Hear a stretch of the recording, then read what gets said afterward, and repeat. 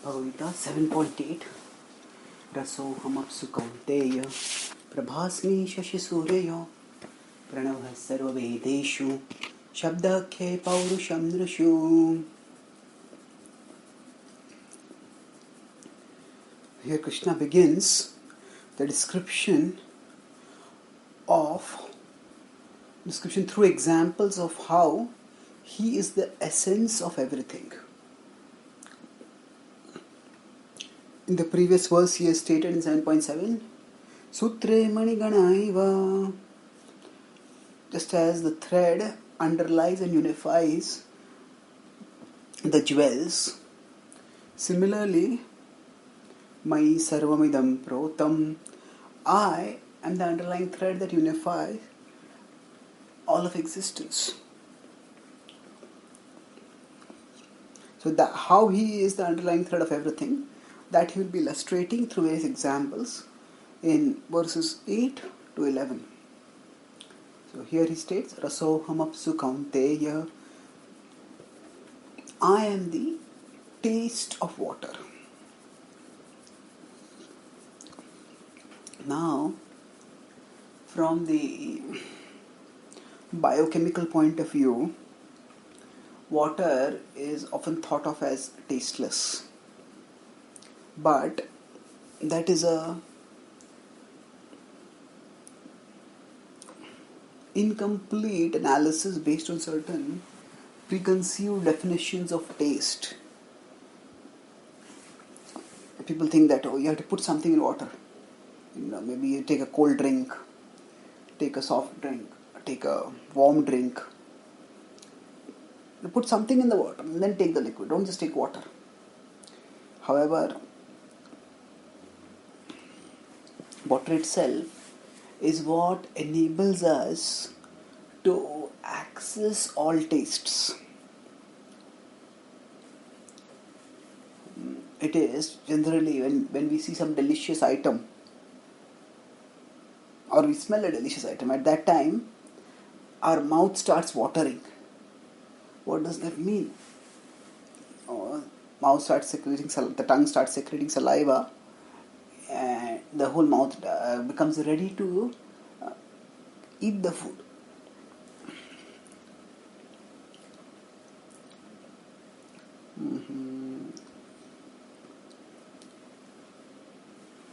So basically, what it reflects is that we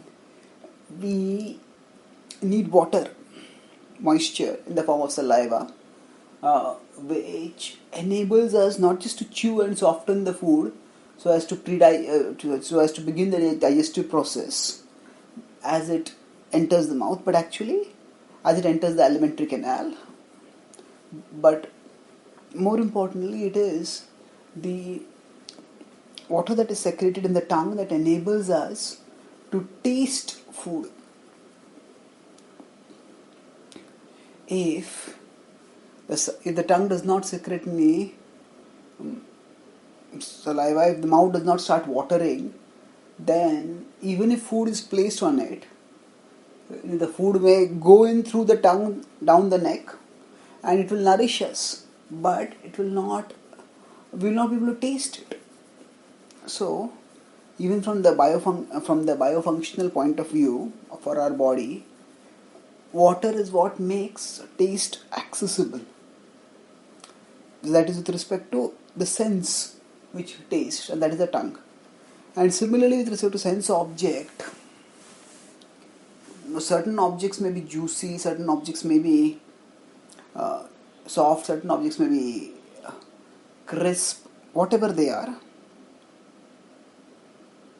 But essentially, all objects they need some level of water in them. The special way in which they are cooked, the water content may be less in them. But generally when we say that, this is a dry chapati, this is a dry bread. Dry, what does it mean? Now there is no softness in it. The softness has come because of the presence of some moisture within it. And when the moisture goes off, then it can't be tasted. So, water is the basis of all tastes, and water is what gives taste to all items. Now, going further, this is from our experiential point of view. If we go from the Sankhya analysis point of view, then each element of material nature is associated with a particular sense object. That means, say, with respect to this, the water, which is one of the elements, earth, water, fire, air, Krishna talked about them in 7.4. This water is associated with taste, rasa.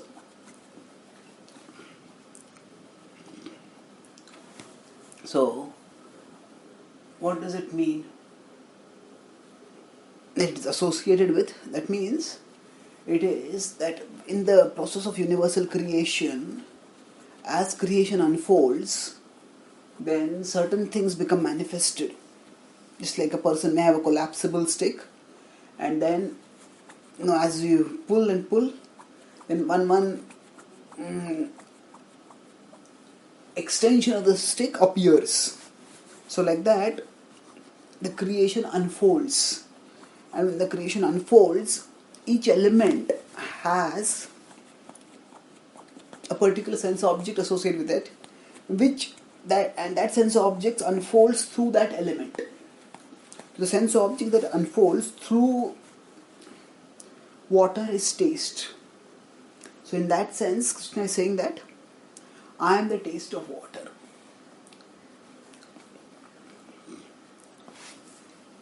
Prabhasmi Shashi Suryayo. And the next he says is, I am the light of the sun and the moon. Both sun and moon, they are characterized by light.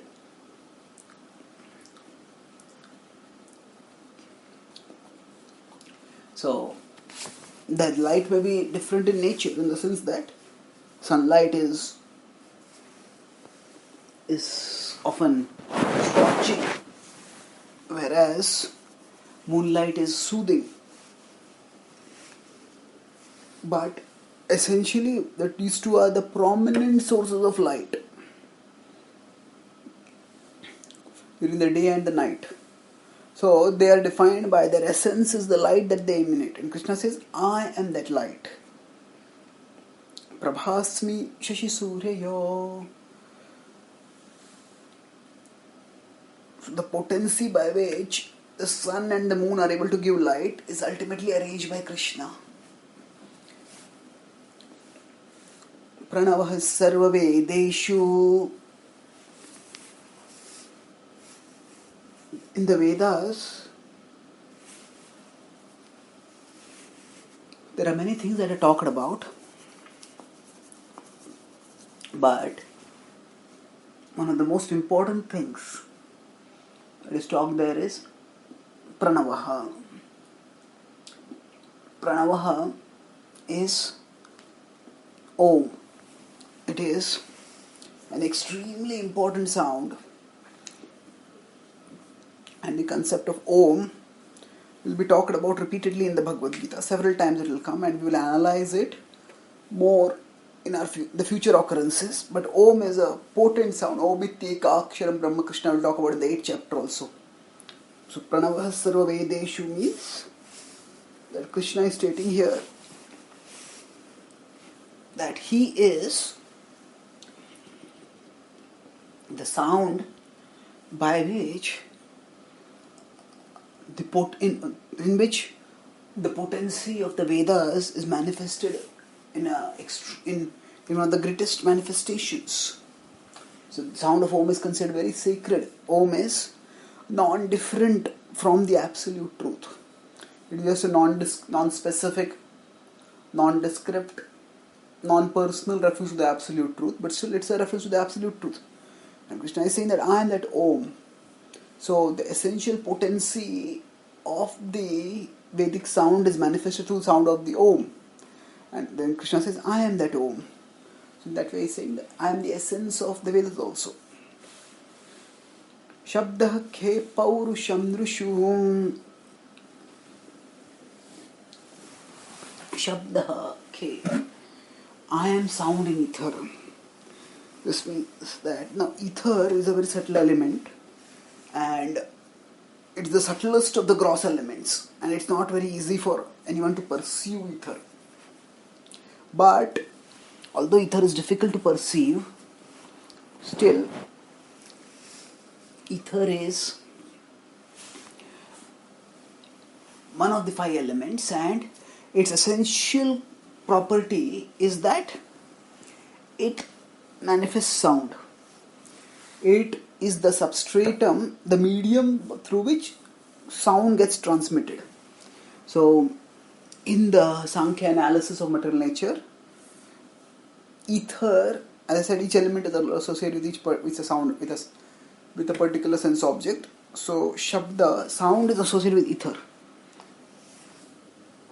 And this ether is essentially characterized by its capacity to transmit sound. So, in that sense, sound is the essence of ether, and Krishna says, I am sound. I am sound. In that sense, he is the essence of ether. And then, Paurusham Nrushu. Nrushu is human being. Paurusha is the ability. Now, I am ability in man. Now, there can be different abilities which different people have. And each person is defined by his or her ability. In the Vedic culture, there were the four varnas, and so the four varnas were defined by not just birth but by guna karma. So different people have different abilities, and it is those abilities that defined those people. So Krishna is saying, I am ability in man. That means Nrushu is used here in an inclusive sense. It's not just man, but man and woman. All human beings. So Paurusham Nrushu. So whatever ability, so human beings, their essential defining essence is their essential defining quality is their ability. Okay, is this person having intellectual ability? Is this person having a administrative ability? Is this person having a money earning ability? What abilities does the person have? So that's what defines people. And Krishna says that defining ability which is there in a person, I am that. So in this way, through these five examples of water, sun, moon, which comprise one example, Asoham Sukonteya, Prabhasmi Shishurayo, Pranavah Sarvedeshu of Om in Vedas, Shabdake Paurusham Nrushu, of sound and of ability. Krishna conveys how he is the essence of everything. And this same analysis will continue in the future verses. Thank you.